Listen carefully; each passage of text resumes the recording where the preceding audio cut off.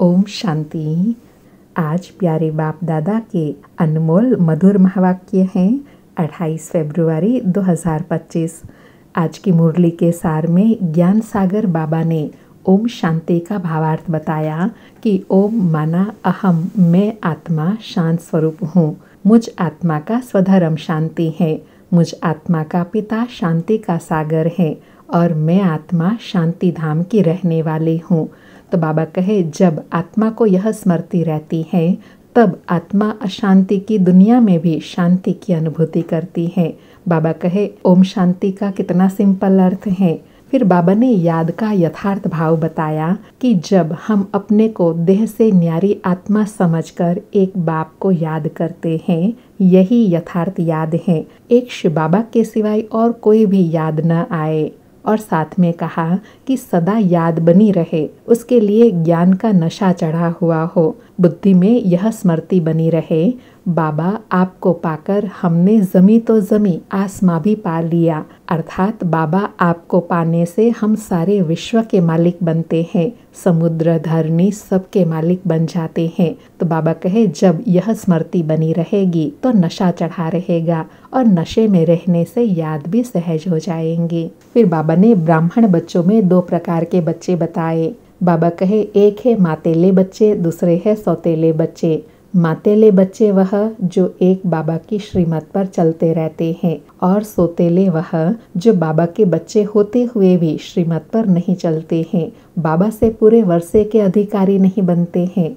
और सेवा के लिए कहा कि सबको समझाना है, अभी संगम युग चल रहा है, स्वयं भगवान बाप आए हैं, यह सब ब्रह्मा कुमार कुमारियाँ शिव बाबा से वर्षा लेंगे। समझाना है, क्या तुम भी शिव बाबा से वर्षा लेंगे, उनकी श्रीमत पर चलेंगे। और समझाना है कि शिव तो भगवान है, वही कल्प कल्प आकर भारत को नरकवासी से स्वर्गवासी, पतित से पावन, बेगर से प्रिंस बनाते हैं, गति सदगति देते हैं। सबको समझाना है, एक शिव बाबा ही सबका बड़ा बाप है। फिर अटेंशन दिलाया कि तुम बच्चे अभी देवी गुण धारण करते हो, तो देह और देहधारियों को याद नहीं करना, देह और देहधारियों को याद करना यह भूतों की याद हो गई। तो बाबा कहे, तुम्हें गृहस्थ व्यवहार में रहते हुए बुद्धि का योग एक बाप के साथ लगाना है। जितना बाबा को याद करेंगे उतना विक्रम विनाश होंगे। अभी तुमको ज्ञान का तीसरा नेत्र मिला है, तो उस ज्ञान के नेत्र से आत्मिक दृष्टि से सबको देखना है। फिर स्मृति दिलाई कि दो संवंत होते हैं, एक विक्रमाजीत संवंत जो सतयुग त्रेता में चलता है, और दूसरा विक्रमी संवंत जो द्वापर कलयुग में चलता है। तो बाबा कहे, अब तुम योग बल से इन विक्रमों पर जीत पाकर विश्व के मालिक बनते हो।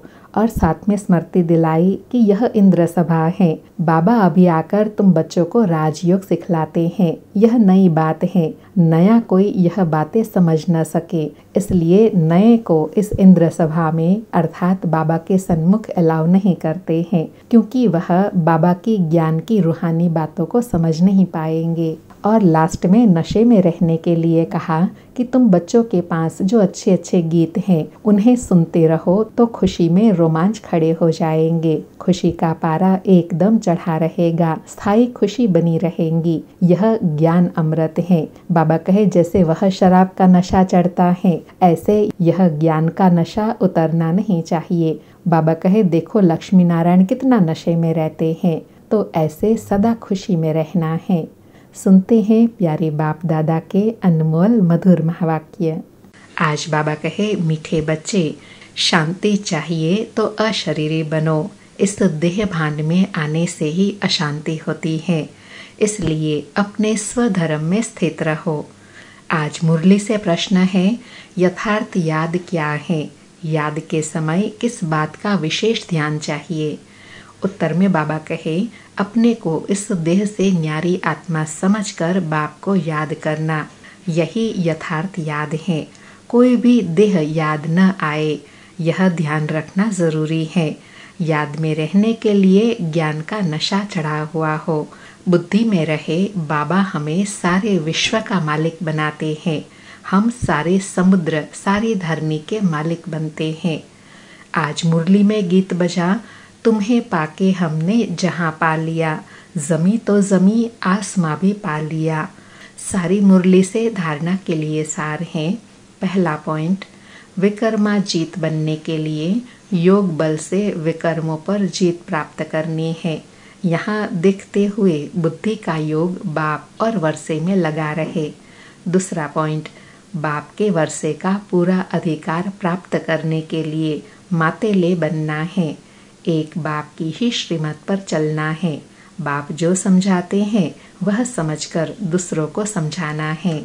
आज प्यारे सतगुरु का वरदान है, दिव्य बुद्धि की लिफ्ट द्वारा तीनों लोकों का सैर करने वाले सहज योगी भव। स्पष्टीकरण है, संगम युग पर सभी बच्चों को दिव्य बुद्धि की लिफ्ट मिलती है। इस वंडरफुल लिफ्ट द्वारा तीनों लोकों में जहाँ चाहो वहाँ पहुँच सकते हो। सिर्फ स्मृति का स्विच ऑन करो तो सेकंड में पहुँच जाएंगे और जितना समय जिस लोक का अनुभव करना चाहो उतना समय वहाँ स्थिर रह सकते हो। इस लिफ्ट को यूज करने के लिए अमृत वेले केयरफुल बन स्मृति के स्विच को यथार्थ रीति सेट करो। अथॉरिटी होकर इस लिफ्ट को कार्य में लगाओ तो सहज योगी बन जाएंगे, मेहनत समाप्त हो जाएंगी। आज बाबा ने दिव्य बुद्धि के विमान में बैठ करके तीनों लोकों की सैर करने के लिए कहा कि सिर्फ बुद्धि रूपी स्विच ऑन करो और उसके लिए बाबा कहे अमृत वेले केयरफुल रहो। फिर तीनों लोकों में जितना समय चाहो जहाँ चाहो सैर कर सकते हो, ट्रैवल कर सकते हो। आज का स्लोगन है, मन को सदा मौज में रखना, यही जीवन जीने की कला है। मन को सदा मौज में रखना, यही जीवन जीने की कला है। अच्छा, मीठे मीठे सिकिलधे बच्चों प्रति माता पिता बाप दादा का याद प्यार और गुड मॉर्निंग। रूहानी बाप की रूहानी बच्चों को नमस्ते। हम रूहानी बच्चों की रूहानी माता पिता बाप दादा को याद प्यार, गुड मॉर्निंग और नमस्ते नमस्ते। आज 28 फरवरी के अव्यक्त इशारे हैं, एकांत प्रिय बनो, एकता और एकाग्रता को अपनाओ।